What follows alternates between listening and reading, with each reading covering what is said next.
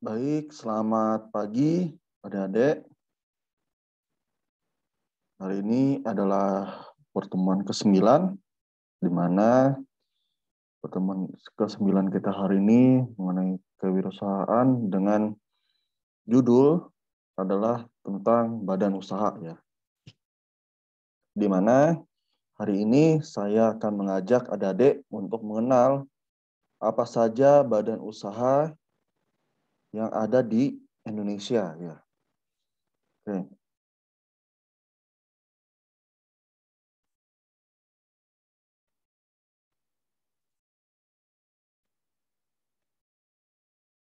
Baik,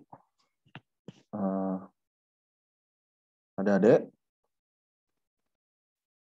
hari ini kita khusus untuk mempelajari ya, apa saja sih badan usaha yang ada di Indonesia dan diakui di Indonesia. Nah, kenapa kita memperkenalkan kepada adik-adik tentang badan usaha ya? Maksudnya agar adik-adik nanti apabila ingin membuat badan usaha ya, adik-adik sudah tahu nanti pilihannya apa saja adik-adik untuk memilih badan usahanya. Oke, kita ini dulu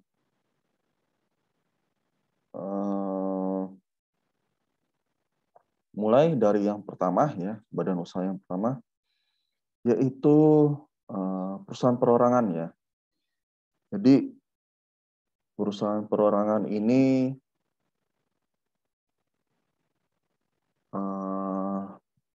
dalam artian sangat simpel sekali ya. Jadi perusahaan perorangan ini adalah yang tingkat mungkin bisa dibilang dari urutan pertamanya dulu ya. Urutan pertama di mana perusahaan ini begitu sangat simple ya, sangat sederhana sekali, dan juga untuk persyaratannya itu tidak terlalu rumit ya, tidak memerlukan persyaratan khusus, kemudian modal juga cukup kecil ya, karena tidak memerlukan modal besar. Kemudian perusahaan ini penanggung jawabnya ya, itu langsung adalah pemiliknya maupun yang melaksanakan aktivitas perusahaannya. Seperti contoh ya, mungkin adik-adik pernah lihat di depan toko ada tulisan ya, UD Maju Jaya ya, contohnya, atau TB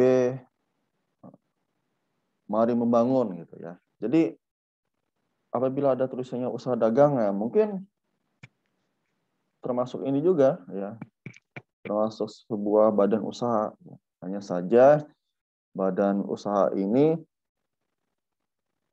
hanya memerlukan ini perizinan ya, hanya memerlukan perizinan dari dinas perdagangan ya. Jadi hanya mungkin cukup seperti itu ya untuk perusahaan perorangan. Jadi makanya untuk persyaratannya itu tidak terlalu rumit. Hanya saja apabila perusahaan perorangan ini punya kelemahan ya. Kelemahannya ya sulit untuk berkembang.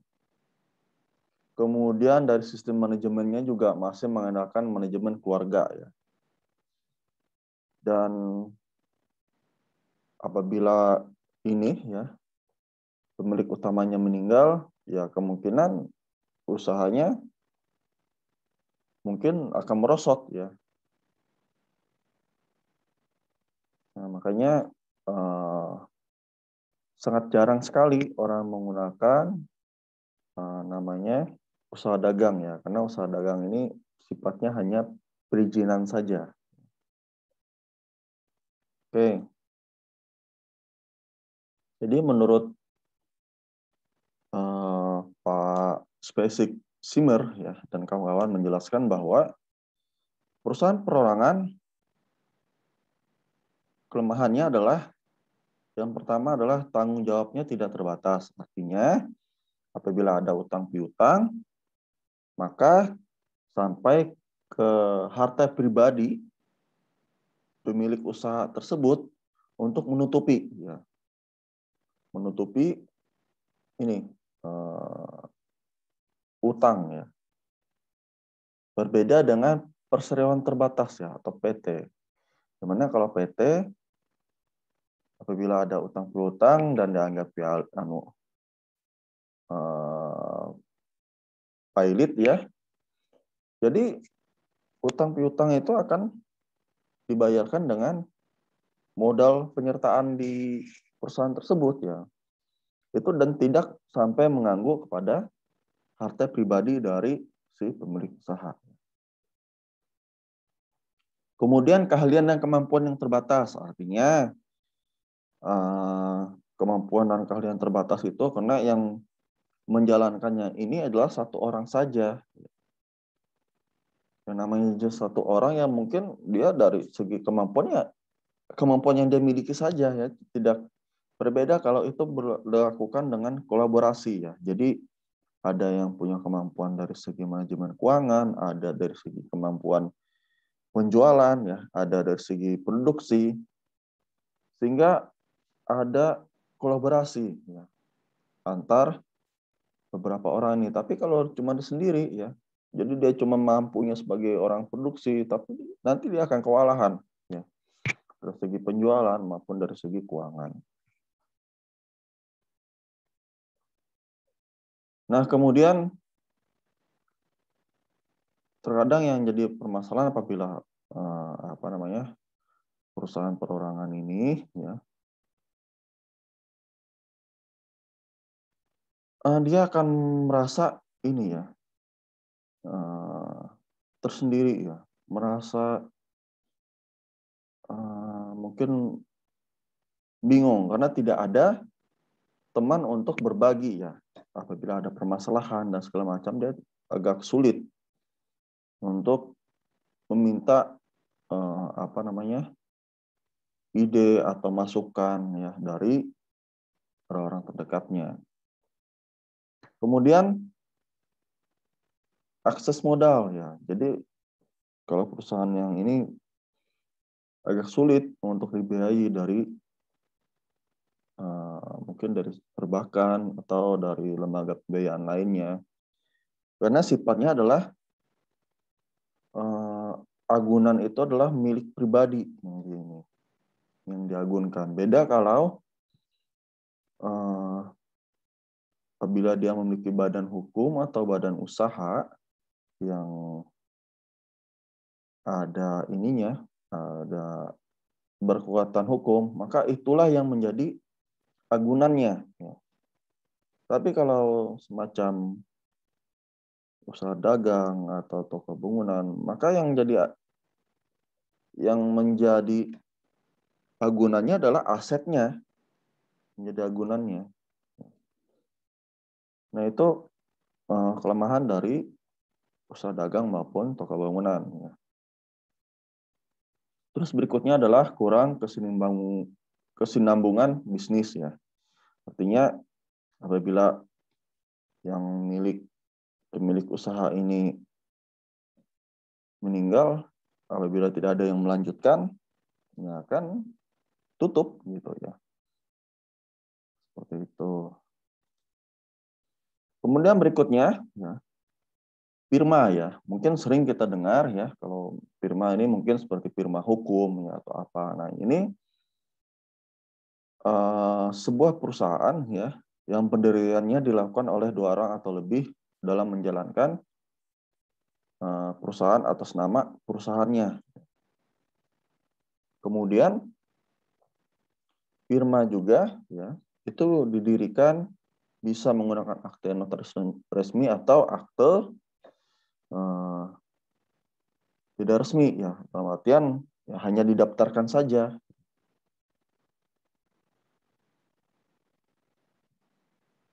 Kemudian kelebihan dari firma adalah perusahaan perorangan yang punya manajemen yang lebih baik, ya, baik itu dari keuangan atau yang lain-lainnya.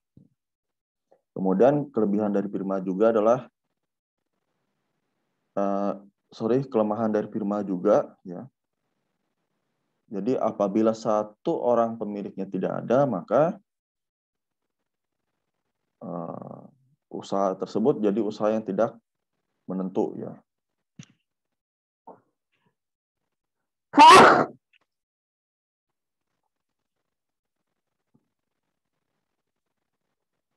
Kemudian berikutnya adalah CP ya. Mungkin juga sangat familiar juga kita sering dengar ya kalau untuk CP ya, perusahaan CP, di mana ini adalah perseroan komoditor ya. Di mana perusahaan komoditor ini adalah merupakan persekutuan ya yang didirikan atas dasar kepercayaan ya. Dalam perseroan komoditor terdapat beberapa orang yang bersekutu untuk menjalankan usaha. Artinya ada kesepakatan, ada beberapa orang ya. Biasanya itu untuk CP itu diperlukan 3 orang, di mana 1 orang menjadi direktur, 1 orang yang menjadi wakil direktur, dan satunya menjadi pengawas ya, pengawas perusahaan. Nah, itu posisinya. Nah, kemudian yang dimaksud dari sekutu dalam perusahaan komoditor itu dibagi menjadi 2 ya. Yang pertama maksudnya adalah sekutu yang bertanggung jawab penuh terhadap perusahaan, atau mungkin hanya diberikan 1 orang, diberikan kewenangan untuk menjalankan perusahaan ya. Kemudian yang lainnya itu hanya bertindak sebagai pemberi modal, jadi hanya 1 orang yang menjalankan perusahaan. Tapi ada juga tergantung ini sih, tergantung dari kesepakatan ya antara ketiga belah pihak itu ya. Bagaimana sistem untuk menjalankan sebuah perusahaan.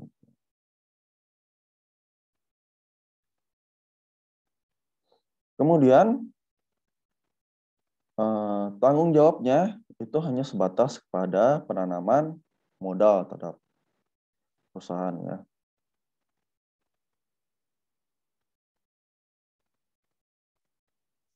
Dan juga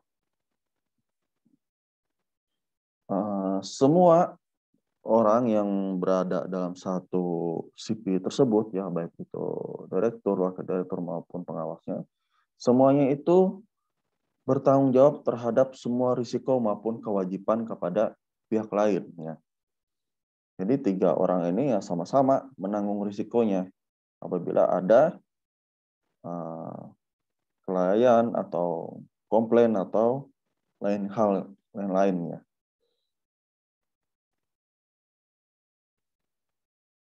Kemudian apabila ada utang piutang yang harus dibayarkan, maka pembayarannya itu harus, bukan harus ya, tapi juga sampai kepada harta pribadi. Nah, ini yang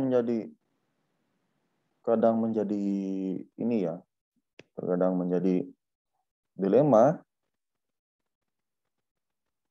Utang piutang perusahaan sampai harus menjadi tanggung jawab juga ke harta pribadi. Nah, ini seharusnya agar lebih aman, agar lebih tidak memberatkan ya harus dipisah antara harta perusahaan maupun harta pribadi. Sehingga apabila terjadi suatu hal, maka yang bertanggung jawab itu adalah perusahaannya, bukan orangnya yang menjadi tanggung jawab.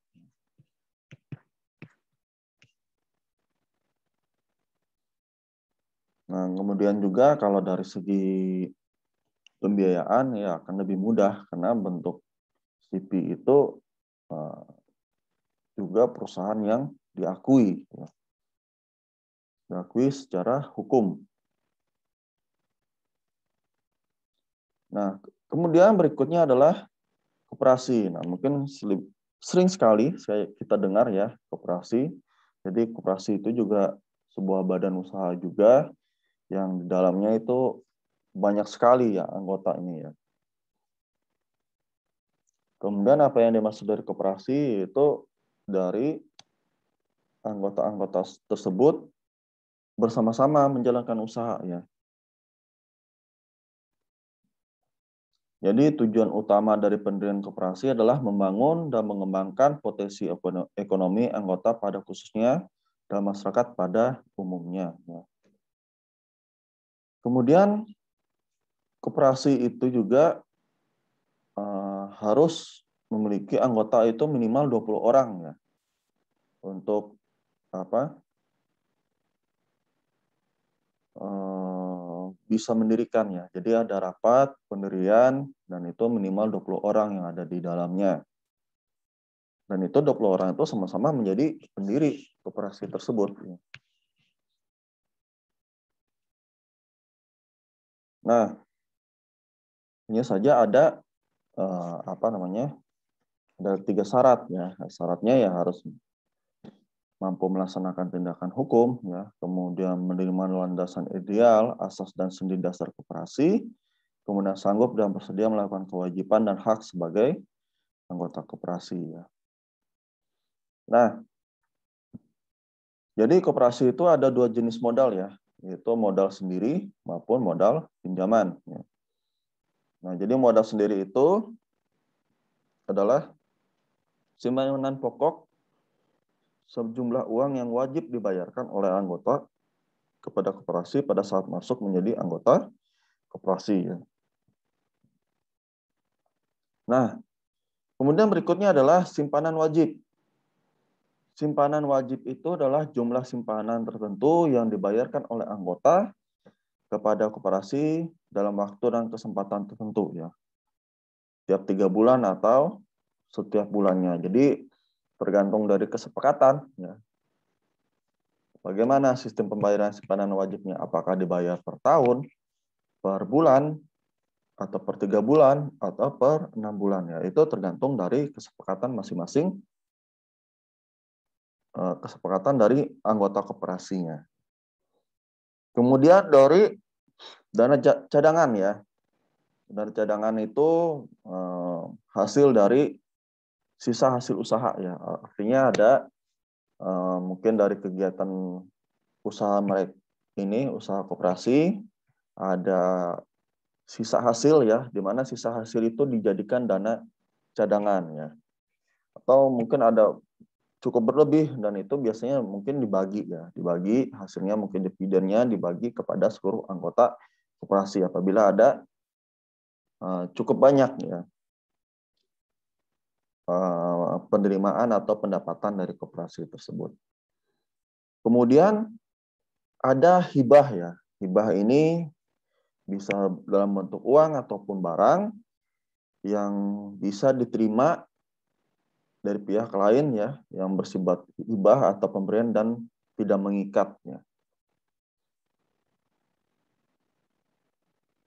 Nah, kalau dimaksud dengan modal pinjaman ya, yaitu berasal dari anggota dan calon anggota koperasi, koperasi lainnya, dan anggota yang didasarkan pada perjanjian kerjasama antar koperasi, bank, dan lembaga keuangan, atau dari penerbitan obligasi serta surat utang piutang lainnya. Artinya, modal pinjaman ini ya bisa dari pinjaman kepada anggota ya, atau dari lembaga pembiayaan yang lainnya, atau dari bank ya. Itu adalah modal pinjaman.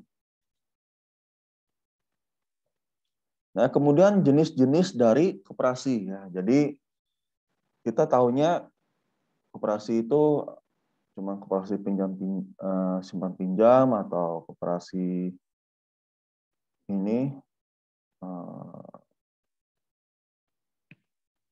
kadang lebih sering kita ya dengarnya koperasi simpan pinjam yang paling sering kita dengar. Nah, ternyata jenis koperasi itu banyak ya. Banyak ininya, jenisnya. Jadi contoh ya. Yang pertama adalah koperasi simpan pinjam. Oke, kita sudah tahu tadi simpan pinjam itu seperti apa. Kemudian koperasi konsumen ya.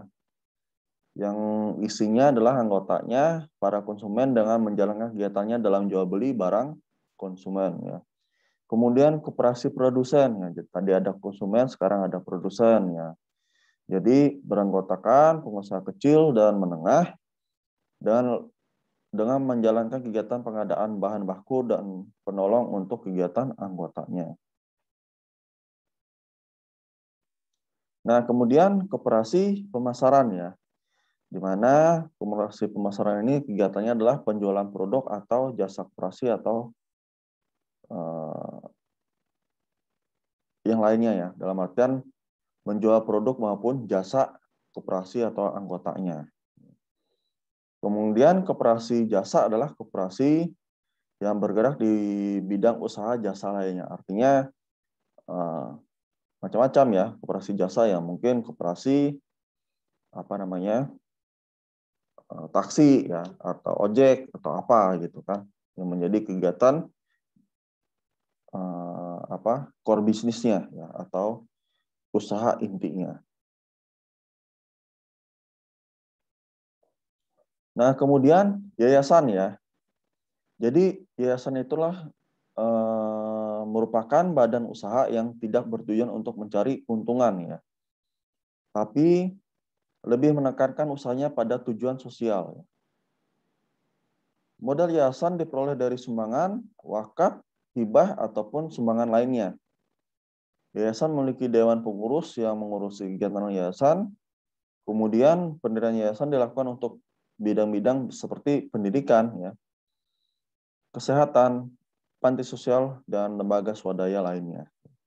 Lembaga swadaya masyarakat. Nah, jadi pendirian yayasan itu berdasarkan dari akta notaris dan mempunyai status badan hukum. Ya. Setelah akta pendirian memperoleh pengesahan dari Menteri Hukum dan HAM atau pejabat yang ditunjuk di Indonesia. Yayasan diatur dalam Undang-Undang Nomor 28 Tahun 2004 tentang perubahan atas Undang-Undang Nomor 16 2001 tentang yayasan. Ya.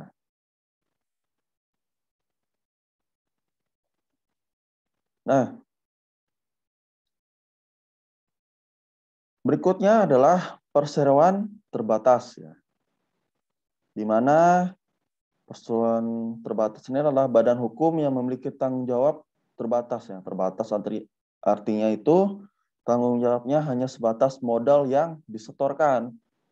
Jadi tanggung jawab perusahaan itu, ya, makanya seperti yang sudah saya jelaskan tadi, PT, ya, dia hanya bertanggung jawab terhadap perusahaan. Ya. Jadi dia tidak sampai tanggung jawabnya itu kepada pemilik perusahaan. Seperti itu. Jadi misalnya ada utang piutang, ya urusannya kepada perusahaan, ya. Dan tanggung jawabnya hanya sebatas modal yang dimiliki oleh perusahaan tersebut. Nah, jadi perusahaan ini paling banyak diminati oleh para pengusaha ya, terutama untuk jasa usaha yang memiliki modal atau kapasitas besar serta jangkauannya lebih luas. Kemudian kelebihan antara lain dari tanggung jawab masing-masing tergantung dari jumlah modal yang disetor ya. Kemudian luasnya bidang usaha yang dimiliki dan kemudahan untuk memperoleh modal atau ekspansi.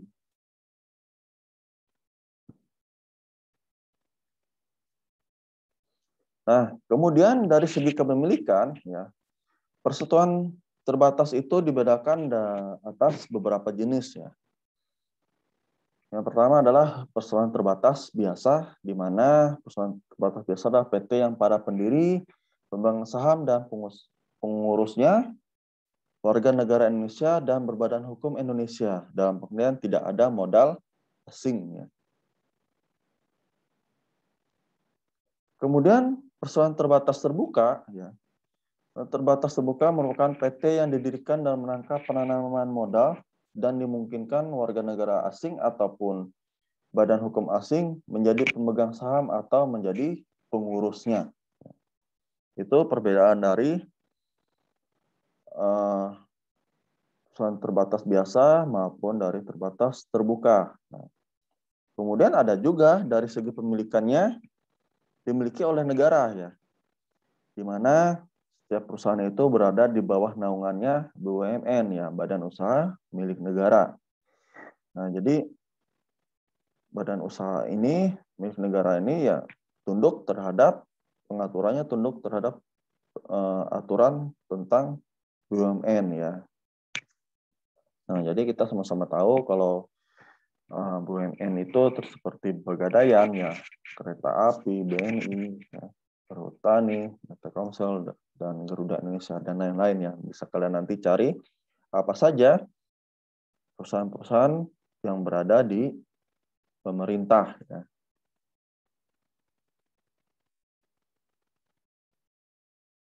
Kemudian dari segi status, ya, maka persoalan terbatas dibedakan antara dua jenis, ya. Ya, jadi dari statusnya itu ada persoalan tertutup maupun ada persoalan terbuka. Kalau persoalan tertutup itu di mana persoalan yang modal dan jumlah pemegang usahanya memenuhi kriteria tertentu dan tidak melakukan penawaran umum. Artinya dia tidak melempar sahamnya ke luar, ya. Artinya kepemilikan sahamnya itu murni 100% dimiliki oleh pemilik perusahaannya.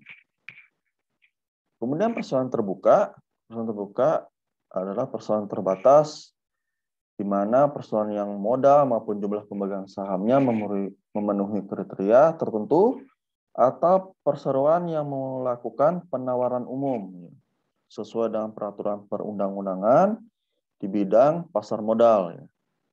Biasanya pemberian namanya untuk perusahaan terbuka itu ada namanya di belakang itu TBK. Nah, jadi kalau kalian akan melihat perusahaan contoh Telkom, ya, PT Telkom, TBK ada di belakang, berarti dia adalah perusahaan terbuka di mana kepemilikan modal maupun sahamnya itu dimiliki juga oleh orang luar, ya, selain dari pemilik perusahaan tersebut, ya. Contohnya. Nah, jadi menurut swasta dan Sukoco, ya, kelebihan dari perusahaan terbatas, ya, adalah kewajiban terbatas dari pemegang saham. Artinya entrepreneur memiliki tanggung jawab terhadap hutang-hutang perusahaan sesuai dengan proporsi kepemilikan sahamnya.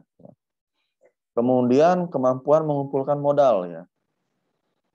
Entrepreneur dapat dan mudah memperoleh tambahan modal untuk memperluas volume usahanya, misalnya dengan mengeluarkan saham baru.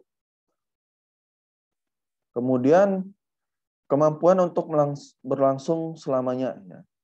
Artinya keberlangsungan perusahaan lebih terjamin karena tidak tergantung pada satu orang pemilik dan pemilik dapat berganti-ganti.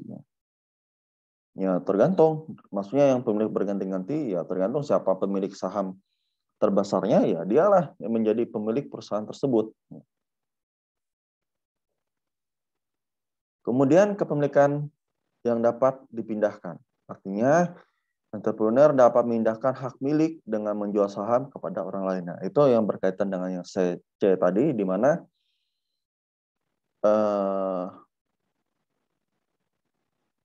hak miliknya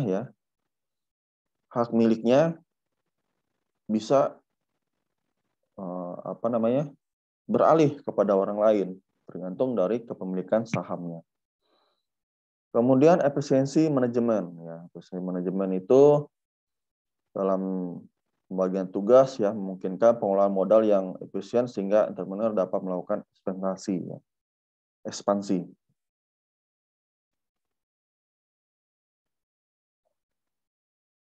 Nah, sedangkan kekurangannya adalah dari segi biaya dan waktu diperlukan proses pendirian perseroan, ya. Artinya mendirikan perusahaan terbatas, entrepreneur membutuhkan akta notaris dan izin khusus untuk usaha tertentu, ya, dengan biaya yang tidak sedikit. Kemudian kemungkinan merosotnya insentif manajerial, ya. Manajer profesional yang dibawa entrepreneur untuk menjalankan usaha tidak selalu memiliki tingkat loyalitas yang sama terhadap perusahaan, ya. Akibatnya usaha ini mungkin akan menderita kekurangan akibat tiadanya energi, perhatian, dan pengabdian pendirinya, ya. Artinya maksudnya tidak tidak boleh juga, walaupun kita mempercayakan kepada seorang profesional dalam menjalankan usahanya, usaha kita ya atau perusahaan kita, ya kita jangan juga sampai lepas gitu ya. Adalah lepas semua lah gitu kan. Jadi semuanya kita minta untuk dijalankan ya, jangan seperti itu. Tapi kita juga harus menjalankan ya.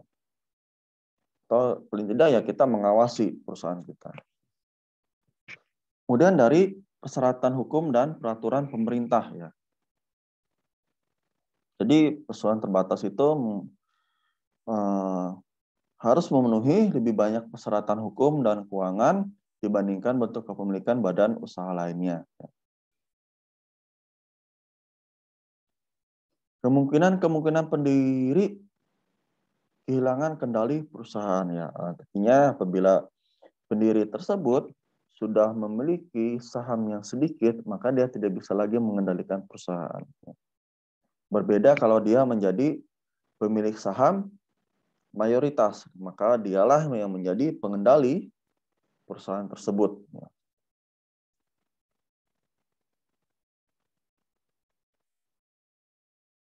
Nah, tadi kita sudah mengetahui ya apa saja jenis dari perusahaan ya.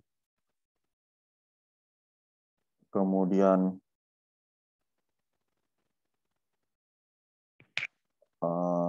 seperti apa saja kepemilikannya ya. Nah, sekarang strategi kita dalam membangun usaha ya. Jadi strategi kita dalam membangun usaha itu ada 3 strategi ya. Nah, 3 strategi itu maksudnya adalah yang pertama bisa kita rintis dari awal ya usaha tersebut. Karena kalau kita bangun dari awal, kita tahu bagaimana seluk-beluknya ya, bagaimana ininya jatuh bangunnya membangun perusahaan tersebut. Artinya kita tahulah, mengerti bagaimana perusahaan tersebut ya. Nah, kemudian pemilihan usahanya juga harus sesuai dengan kemampuannya kita ya. Contoh kita mampunya, sukanya ya. Misalnya kita ini sukanya berjualan ya. Jualannya jualan apa? Misalnya jualan makanan atau minuman yang paling kita suka ya. Maka itulah menjadi core bisnisnya kita.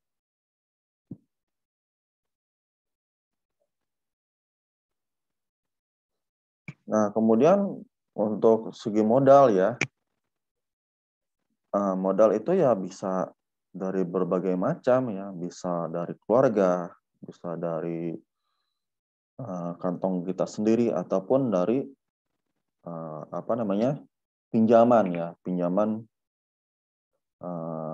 pihak luar ya atau pihak lain.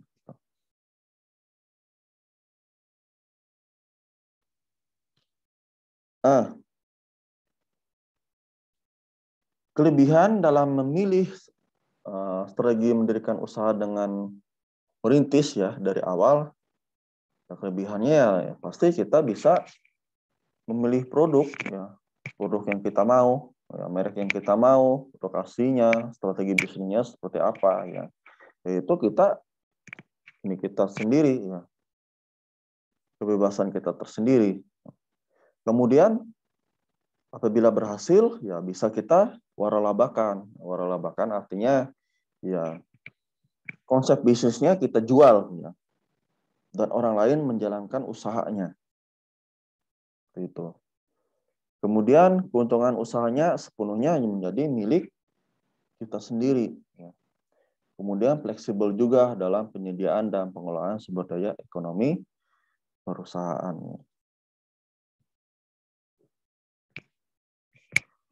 Nah, bisa juga selain kita dari awal gitu ya, merintis usaha kita, bisa juga kita ini membeli perusahaan yang sudah ada ya. Ini adalah cara praktis kita dalam mendirikan usaha ya. Artinya juga memperkecil dari risiko ya. Risiko untuk gagal dibandingkan kita harus merintis dari awal ya. Dimana kalau kita membeli ya perusahaan yang sudah mapan ya, perusahaan yang sudah mapan itu lebih enak karena sumber dayanya sudah tersedia. Nah, kelebihannya apa dalam mendirikan perusahaan yang sudah ini ya, sudah berdiri ya. Nah, jadi potensi perusahaan itu akan terus berhasil ya pasti ada gitu ya. Dalam artian karena dia sudah stabil ya. Perusahaan itu sudah stabil. Beda kalau dia rintisan. Rintisan itu bisa bangkit, jatuh, bangkit, akhirnya nanti lama-lama menjadi stabil ya. Kemudian mungkin dari segi tempat usahanya itu mungkin berada di lokasi-lokasi yang terbaik ya. Lokasi yang pas, lokasi yang sesuai. Dibandingkan kalau kita rintisan, ya kita harus mikir sendiri ya, lokasinya di mana gitu ya. Dan kita harus menyesuaikan juga dengan budgetnya kita. Nah, kemudian sudah memiliki karyawan dan pemasok. Kemudian peralatan juga sudah terpasang, kapasitas produksinya sudah diketahui. Kemudian persediaan juga sudah ada dari segi fasilitas ya. Kemudian pemilik juga bisa menjalankan usahanya secara langsung. Kemudian pemilik baru juga dapat memanfaatkan pengalaman dari pemilik sebelumnya, kemudian dari sumber pembiayaannya ya juga lebih murah. Nah,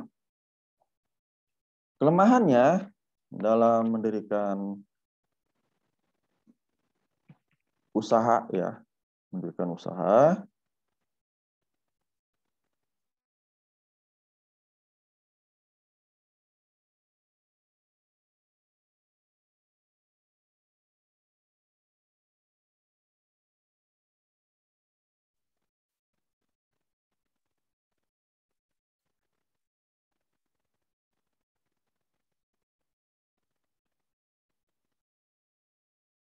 Nah, untuk ininya ya, untuk kelemahannya adalah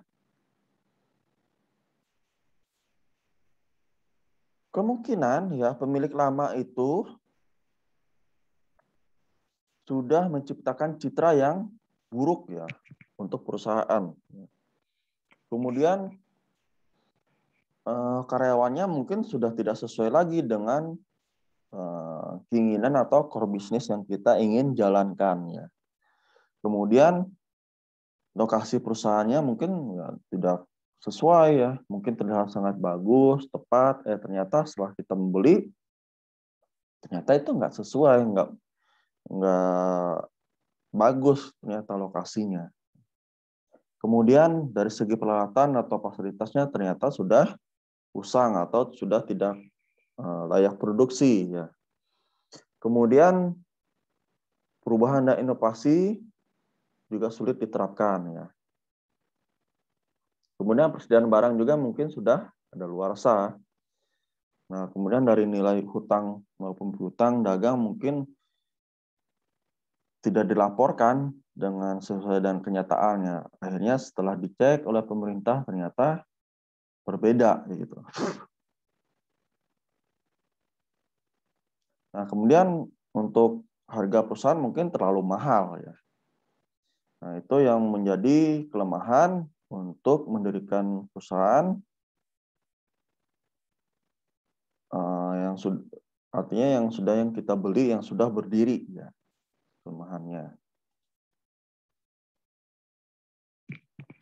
Nah, kemudian berikutnya selain kita mendirikan secara rintisan atau kita membeli perusahaan yang sudah ada, ya mungkin ya kita bisa menggunakan konsep waralaba ya. Artinya di mana kita membeli lisensinya ya atau konsep bisnisnya atau cara bisnisnya. Ya itulah yang kita beli.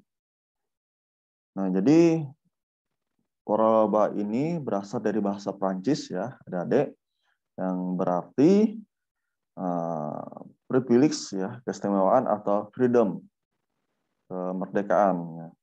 Waralaba adalah bentuk khusus dari lisensi di mana pemberi hak bukan hanya menjual hal menjual hak, tapi juga turut membantu penggunaan hak untuk melakukan usahanya, atau dengan kata lain dilakukan pendampingan bagi pengguna hak.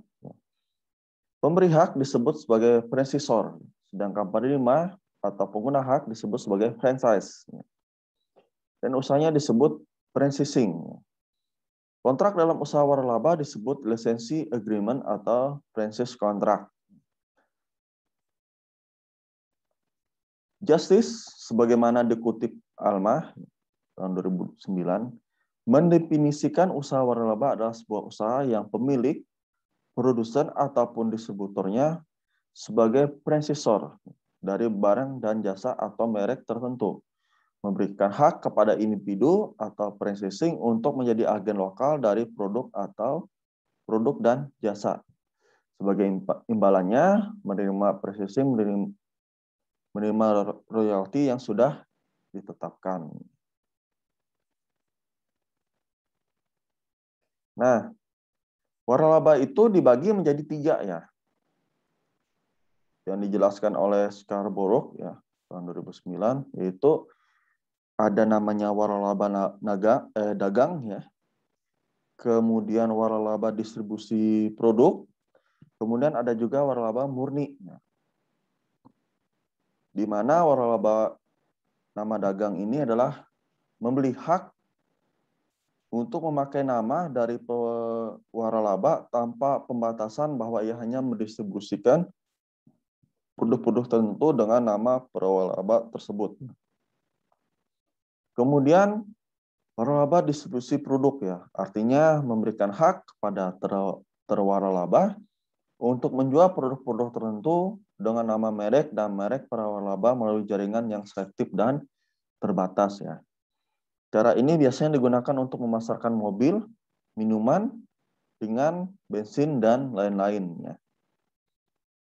Kemudian waralaba murni atau waralaba komprehensif.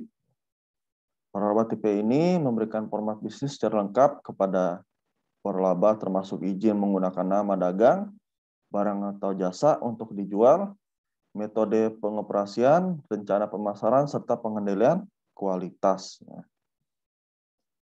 Oke, baik adik-adik, demikian kita melakukan pengenalan mengenai badan usaha ya.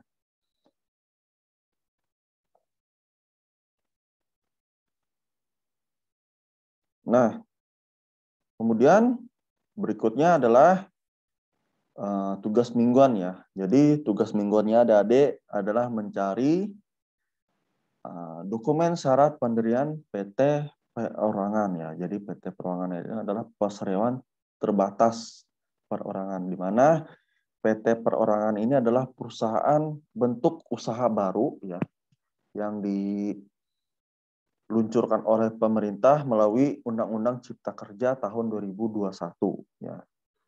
Di mana kepemilikan PT perorangan ini boleh 1 orang ya.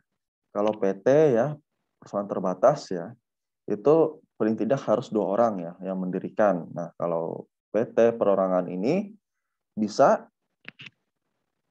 1 orang yang mendirikan. Dan juga PT perorangan ini berbeda ya dibandingkan PT PT perusahaan perseroan terbatas ya, di mana modal PT perorangan itu di bawah dari 1 miliar ya. Di bawah 1 miliar artinya dia masih PT perorangan atau PT UMKM sebutannya. Nah, ini saya minta adik-adik untuk mencari contoh ya, contoh dokumen ya. Kita mengisi formatnya, format pernyataan pendirian perorangan ya atau PT perorangan. Nah, itu ada formatnya ya, adik-adik. Nah, nanti adik-adik coba cari ya formatnya itu, dan kemudian adik-adik isi ya. Nah, caranya mungkin adik-adik bisa cari sendiri ya, bagaimana format dari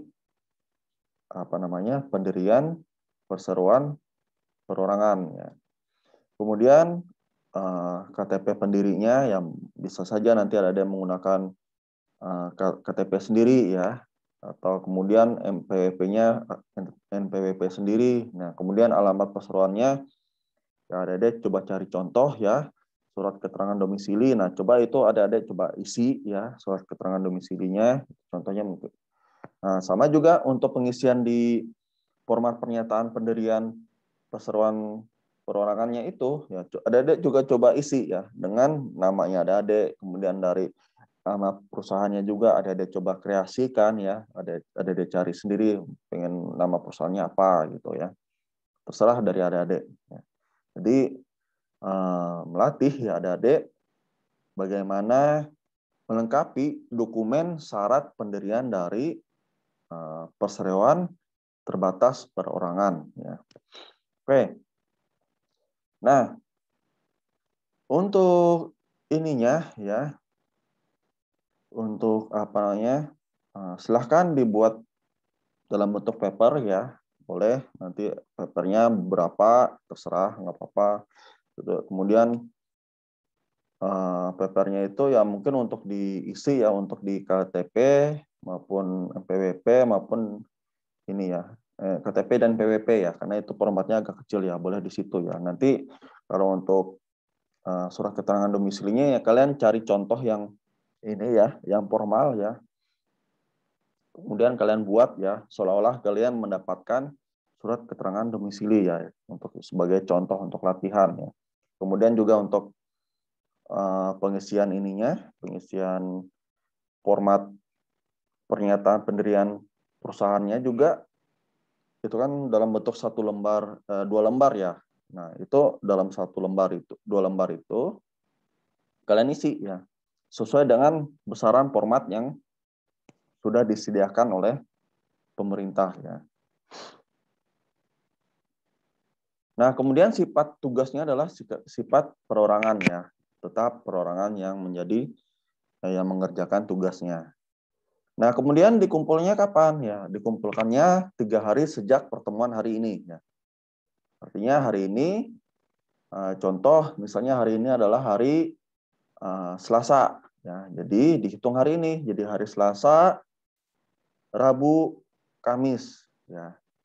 Contohnya kan 3 hari itu dari sejak hari pertemuan. Contohnya misalnya hari ini hari Senin ya. Jadi Senin, Selasa, Rabu, maka hari Rabu lah kita mengumpulkan tugas ya. Kemudian misalnya hari ini misalnya hari Selasa, maka dihitung adalah Selasa, Rabu, Kamis. Nah, makanya hari Kamis menjadi hari pengumpulan tugas ya. Batas pengumpulannya waktunya adalah pukul 16 sore ya. Dan dikumpulkannya di mana? Di BLP ya. Nanti ada nama ininya, nama filenya, yaitu upload tugas mingguan. Nah, disitulah kalian nanti akan mengupload tugas kalian. Nah, kemudian untuk formatnya tetap sama. Kalian harus tulis nama, kelas, NIM, kemudian nama materi hari ini adalah badan usaha, kemudian tugas mingguan ke-9. Ya. Oke. Demikian untuk tugas mingguannya, dan seperti biasa, silakan adik-adik mengerjakan post-testnya ya. Di mana ini post-testnya, silakan dikerjakan adik-adik, dan silakan diisi ya post-testnya.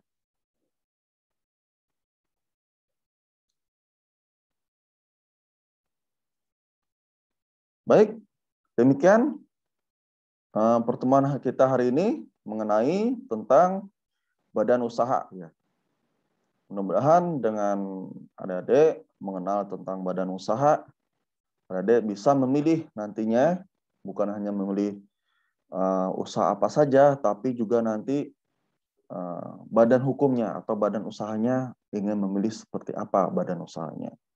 Oke, baik. Terima kasih atas perhatiannya dan sampai bertemu di materi selanjutnya. Terima kasih.